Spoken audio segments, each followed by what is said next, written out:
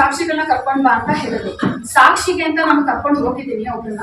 ನೀವು ಅವ್ರ ಪರವಾಗಿ ಇವತ್ತು ಸಾಕ್ಷಿ ಹೇಳಕ್ಕೆ ಅಂತ ಬಂದಿದ್ದೀರಲ್ಲ, ಸೊ ನಿಮ್ಮ ಜೈಲಿಗೆ ಹಾಕ್ತಾರೆ, ನಾಳೆ ನಿಮ್ಮ ಮಕ್ಕಳನ್ನ ಯಾರು ನೋಡ್ಕೋತಾರೆ ಅಂತ ಹೆದರಿಸಿದ್ದಾರೆ. ಅದಲ್ಲದೆ ಪದೇ ಪದೇ ಫೋನ್ ಮಾಡಿ ಅವ್ರಿಗೆ ಟಾರ್ಚರ್ ಮಾಡ್ತಾರೆ. ಫೋನ್ ಲಿಸ್ಟನ್ನು ಕೂಡ ನಾನು ಕೊಡ್ತೀನಿ, ಅವ್ರಿಗೆ ಎಷ್ಟು ಸಲ ಕಾಲ್ ಮಾಡಿದ್ದಾರೆ ಅಂತ ಅಂದ್ಬಿಟ್ಟು.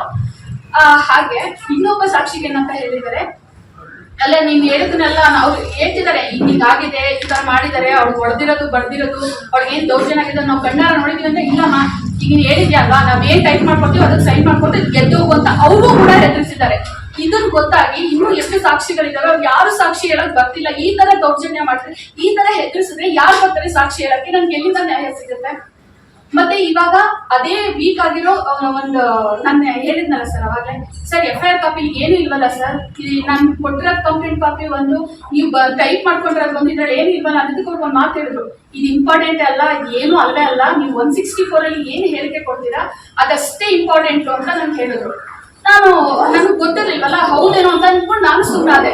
ನಮ್ಮ ವಿಜಯವಾಹಿನಿ ನ್ಯೂಸ್ ಚಾನೆಲ್ನಲ್ಲಿ ಪ್ರಮೋಷನ್, ಜಾಹೀರಾತು, ಅಡ್ವರ್ಟೈಸ್ಮೆಂಟ್ ನೀಡಲು ಸಂಪರ್ಕಿಸಿ 9535808456.